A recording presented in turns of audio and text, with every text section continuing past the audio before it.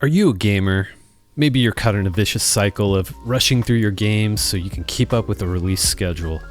You play a game, finish, or just stop playing the game in a few days, a few weeks, maybe a month, and then shelf it to play the next. Or maybe you're grinding away at a battle pass, going through mindless chores so you can maximize the value of what you spent for your latest live service game. You're then left feeling a bit disappointed and underwhelmed, maybe even exhausted. The story was weak, the game is a buggy mess, or maybe it just didn't quite connect with you the way you were hoping. We often think fondly about the great games of insert era here and how they don't compare to modern contemporaries. And yeah, they don't compare because games are made differently today. Let's talk about why we've grown tired of playing games, and stick around to the end because maybe we can learn to love games again. And I'll share some tips on how.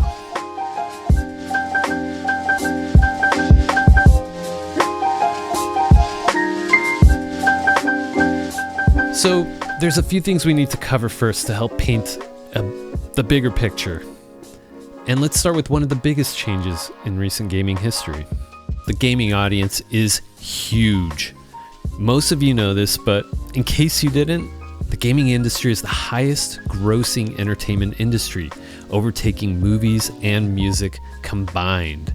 To quote an article by Forbes, back in 2022, the global gaming industry generated an estimated $184.4 billion. Same year, the global recorded music industry generated $26.2 billion, and the global movie industry generated $26 billion in box office revenue. So just think about that. The gaming industry generated more than double the amount of what the music and movie industries combined made in 2022. As a result, game publishers have never been so hungry to make some money. There's probably a chance they'll make a shit ton of money. That is, if you can make a successful game, and that's a big if.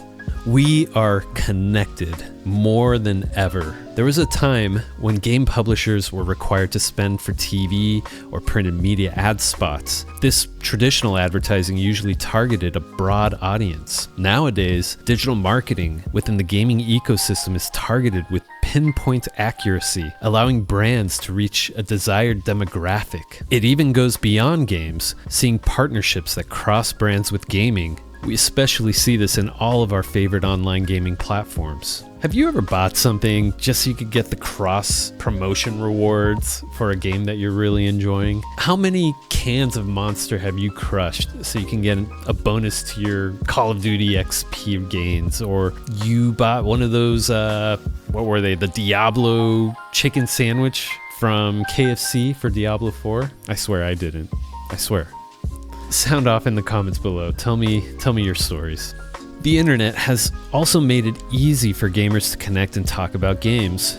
Twitch with all of its communities of gamers, YouTube with gaming channels providing reviews and guides and commentaries like this one, reading a discussion on your favorite forum or subreddit. You get the idea. All of these spaces that we gamers are a part of, it means that game publishers have a way to target market us, to push their products and build up our wants and desires for the next best thing.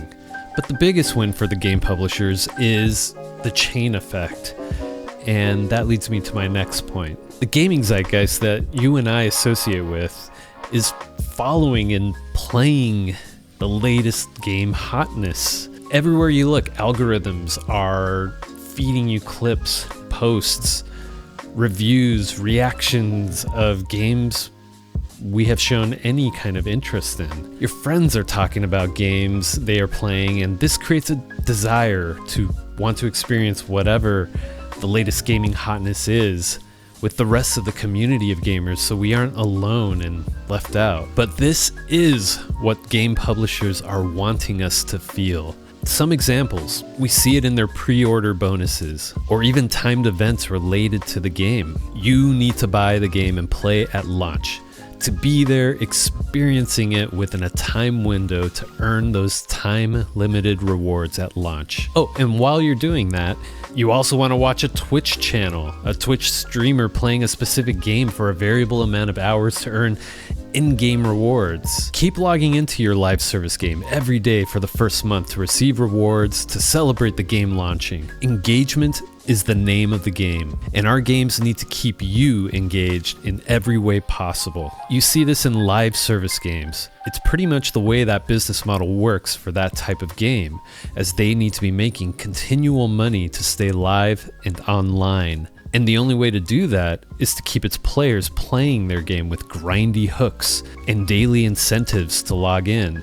Unfortunately, we are also starting to see those types of game design hooks pervade single-player games as a way to pull in more customers into buying the game on release and to keep them playing beyond their release window. FOMO is a bitch, and this business strategy has been working for the most part. So now gamers are being trained to play games at launch, experience all of the launch events, be rewarded with cosmetics, XP bonuses, maybe even a cool title card that makes you feel special and stand out from the crowd. But at what cost does this affect our most precious experience? What about the gameplay? You know, the thing that makes games fun? Games have turned into a cyclic cash grab, and as a result, are developed as a simple checklist that publishers insist on following, repeating what the prior most successful game did and rehashing its design. The focus of making games is less about creativity, and it's turned into creating microtransactions and FOMO events that will get the player to spend more money in their game. There's no more innovation because it's too risky to try something new, and games are super expensive to make, especially in the AAA business. Taking risks in game design may make your customers upset, which in turn lowers sales. That could lead to layoffs, or worse, a game studio shutting down. Even just making a clone of another game doesn't lead to success. Gamers are hesitant to try something else once they've invested time and money in one game, so you have to do something to stand apart from the big hitters that you're trying to share a market with.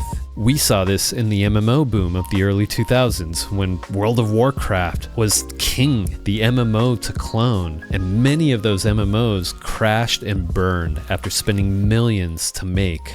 More recently, live service games have become the latest trend for publishers to follow. While some succeed, we also have failures like Suicide Squad killed the Justice League and Concord, all trying to chase the success of bigger games like Destiny and Overwatch. Concord reportedly cost $400 million to make, released to poor reception, and then was removed from storefronts, refunding customers and eventually leading to Sony shutting down the game permanently, as well as the studio behind it. My sympathies to the devs affected by this. I hope they either found a place on another team within Sony or hopefully landed a job quickly somewhere else. So you see, that is the big if of making games in today's market. We, the customers, the gamers, are more than ever dubious to invest our time and money in a new game or live service that could potentially end development and shut down. So, how do we break the cycle as gamers and love gaming again? With live service games, don't fall victim to the grind cycles on offer. I'm not saying don't play your live service games. Just recognize when the game is trying to artificially keep you in the game. Set your expectations accordingly and limit your time with them. Maybe you'll fall behind, but don't worry, it'll still be there. The grind isn't going away. Do it on your own terms. As for full releases, stop pre-ordering games and buying them on release. I know, it's hard. But if you can wait, most games eventually go on sale and maybe even include additional content like DLCs, released within the time frame that you waited. your wallet will be happy you waited in the long run. And this is especially true for early access games. These unfinished games are looking for a special kind of gamer, one that wants to pay to playtest their game that has bugs, half-cooked gameplay mechanics, and missing content. If you wait it out, you'll eventually play a finished, more polished version of that game. Also, the longer you wait, the more of a discount you can get, especially during sales. Steam is probably one of the best game distribution platforms that is a prime example of this. The markdowns on some games get ridiculously cheap and affordable the longer you wait. Let's also not forget that most games continue to get worked on after their launch, with game developers providing patches that fix bugs and smooth out the gameplay experience. You are getting a better version of the game. And don't listen to those gamer punks saying, oh, the Gigaboss was way harder before patch 2.1 was released. I was there. I beat that boss. Elitists. I still haven't played Shadow of the Erdtree. It's on my list. I'm gonna get to it. Yeah. Since you aren't following the gaming swarm, consuming one game to the next, you are free from the hype train and the burden to cycle through your games as quickly as possible.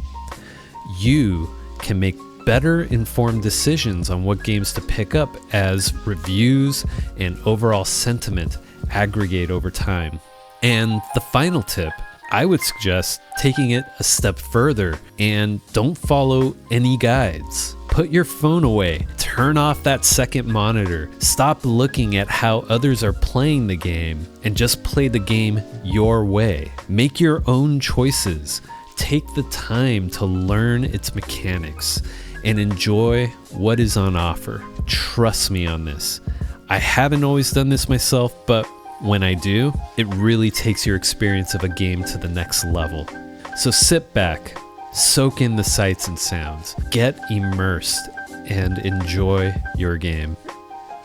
Okay, so I have a bonus tip.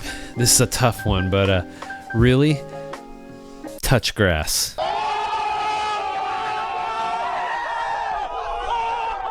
Joking aside, take time off away from gaming. Make plans to visit friends and family. Get outside and take a walk around your neighborhood or at a park. Visit a museum. Go to the gym. Pick up a new hobby. Maybe take care of that thing that you've been putting on the back burner and now it's slowly turning into a big problem. I promise, all these things will make you feel good. And your video games, well, they'll always be there when you return to them. And you know what else feels good? Is liking and subscribing to my channel and checking out this video right here, right there. Yeah. Thanks for watching. I'll talk to y'all later.